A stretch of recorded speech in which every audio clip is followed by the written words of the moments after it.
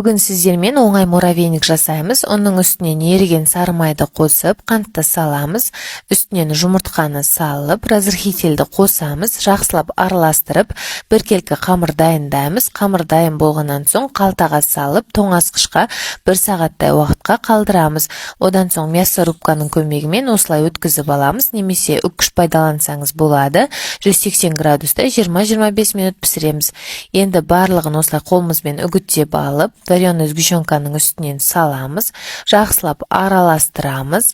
Енді керекті ыдысымызды суға батырып, осылай қамырымызды қолымызбен мұжғылап, ішіне саламыз және де түсіреміз. Барлығын осылай жасап аламыз. Енді қалауыңызша сахарный пудраға батырып, 1 сағаттай уақытқа тоңазытқышқа саламыз.